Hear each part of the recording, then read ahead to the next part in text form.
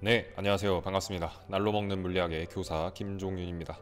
오늘 배울 내용에 대한 간단한 소개를 좀 해볼까 해서 준비를 했습니다. 작년 3학년 내용이었어요. 사실 오늘 배울 내용이. 그런데 이제 이때 보면은 거의 핵불닭볶음면 수준의 굉장히 매운 맛의 난이도를 가진 내용이었습니다. 근데 이제 2학년 내용으로 내려오면서 이렇게 어려운 걸 가르칠 순 없잖아요. 그죠? 그래서 진라면 순한 맛 정도로 굉장히 매운맛이 완화되었다. 그러니까 여러분들이 이제 익히 들었을 거예요. 2번 단원이 어렵다라는 사실에 대해서. 그런데 이제 굉장히 많이 쉬워졌으니까 너무 걱정 안 하고 그냥 잘 따라오시면 되겠습니다. 자, 오늘도 한번 시작해 보도록 할게요. 저만 믿고 따라오시라. 전기화자기의 전기의 마지막 단원입니다. 차례로 연결하기, 나란히 연결하기라는 내용이에요. 그래서 드디어 전기 단원이 끝나게 되었습니다. 자, 여러분들 혹시 카페 같은데 갈 일이 있을지 모르겠어요. 나중에 뭐 남학생이든 여학생이든 남자친구나 여자친구가 생기면 카페 같은데 갈 일이 생기게 될 것 같은데, 그런데 가면은 이제 이렇게 갬성 카페에는 갬성 있는 전구들을 놓은 경우가 많습니다. 예, 이런 전구들을 보면서 쌤은 이런 생각을 해요.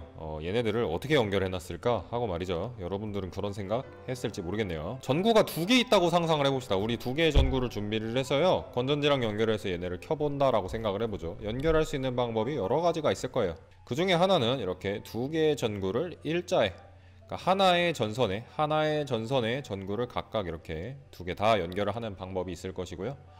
이렇게 일렬로 차례대로 연결되어 있는 경우에 이거를 직렬 연결이라고 불러요. 직렬 연결. 얘를 회로 그릴 때 썼던 기호 있죠. 회로 그릴 때 쓰는 기호. 그걸로 바꿔서 한번 그려볼까요? 여러분들 어떻게 그리는지 한번 생각해 보시고 다음으로 넘어가 봅시다. 이런 식으로 바꿔볼 수 있을 거예요. 두 개의 전구가 일렬로 놓여 있었으니까 이렇게 하나의 전선 위에 두 개의 전구를 이렇게 놓으면 될 거고요. 건전지가 밑에 있었고 플러스가 보면은 플러스가 왼쪽 방향이었죠. 그죠? 그래서 이렇게 왼쪽에 플러스가 오게 길게 이렇게 그림이 그려져 있고요. 그리고 스위치가 여기에 나와 있죠. 네, 이렇게 연결한 것을 직렬 연결이라고 부릅니다. 직렬 연결된 경우에는 회로의 총 저항이 커지게 돼요. 총 저항. 회로에 전자가 지나가기 쉬워진다, 어려워진다? 어려워진다는 의미겠죠. 왜 그런지 한번 생각을 해봅시다. 자, 우리가 전자가 자동차라고 생각을 하면요, 이 전구 아니면은 저항의 경우에는 그것을 지나가지 못하게 하는 검문소랑 비슷한 역할을 해요. 그래서 이렇게 전구 두 개가 직렬로 연결되어 있다면은 한 차가 같은 검문소를 두 개를 지나가는 효과가 날 거예요. 그러니까 한 번 걸려서 느려졌다가 또 걸려서 느려졌다가 두 번 걸려서 느려지는 효과를 받게 될 거예요. 그러니까 지나가는 어려움이 두 배가 되어서 같은 시간 동안 지나가는 개수가 원래에 비해서 반으로 줄어들겠죠. 이것을 이제 전구의 경우로 다시 바꿔서 생각을 해볼게요. 전구의 경우로 바꿔서 생각을 해보면 전구가 두 배일 때 지나가는 정도가 두 배 힘들어졌다. 예, 그걸 우리 뭐라 표현하기로 했죠? 저항이라고 표현하기로 했어요. 저항이 두 배 늘어났으니까 지나가기 힘들어져서 전자에 지나가는 양이 줄어들었다. 지나가는 양 뭐라 불러요? 전류라고 불러요. 전류가 절반이 되었다. 다시 정리. 전구의 개수가 일렬로 많아지면 저항이 두 배가 되어 전류가 반이 된다. 또 두 개 전구 연결하는 방법 두 번째입니다. 두 개의 전구를 연결을 할 때 이번에는 한 가닥의 전선이 나오다가 두 갈래로 나뉘어서 각각 전구를 연결하는 방법도 있을 거예요. 그죠? 요거를 우리는 병렬 연결이라고 불러요. 병렬 연결. 회로도로 그려보면은 이제 요렇게 그릴 수 있을 거예요.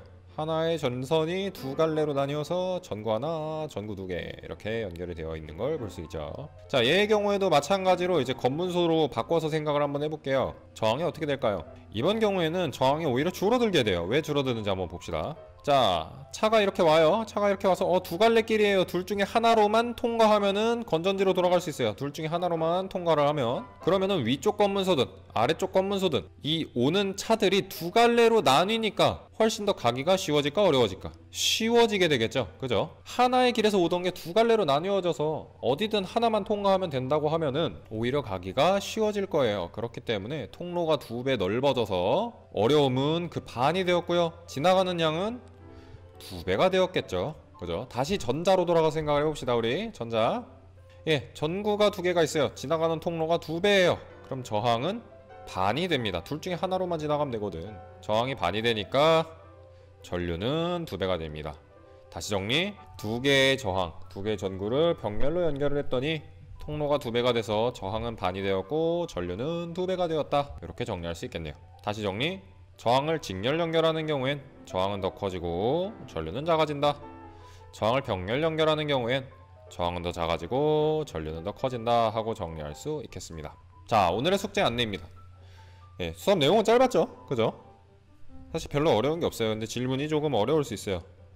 왜 그러냐? 여러분들이 생각한 답과 그 이유를 같이 작성을 해야 되기 때문에 그래요. 첫 번째 질문입니다. 직렬 연결된 2개의 전구가 있었어요. 이렇게 이게 회로 1처럼 2개의 전구가 있었는데 여기에 전구 하나를 더 추가를 했어요. 예. 그러면은 처음보다 저항은 커졌을까 작아졌을까? 이게 첫 번째 질문이고요.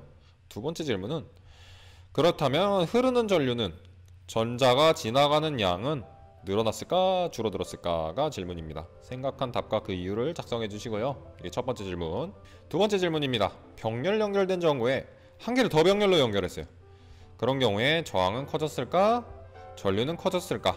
예, 2개의 질문을 또 마찬가지로 준비를 했습니다. 그러니까 각각 한 개의 질문에 꼬리 문제 2개씩 해서 총 4개의 질문에 여러분들이 답을 해주시는 숙제를 해주시면 되겠습니다. 노트에 적어가지고 제출을 하시면 되겠고요. 사진으로 찍어서 제출하시면 되겠고요. 하다가 어려우시면은 질문하셔도 됩니다. 그러니까 여러분들 오픈 카톡이나 아니면 구글 클래스룸, 유튜브 댓글 등으로 여러분들 질문해 주시면 쌤이 답변해 주도록 할게요. 예, 오늘 강의도 봐줘서 고맙고 과제 제출 꼭 하시기 바랍니다. 안녕.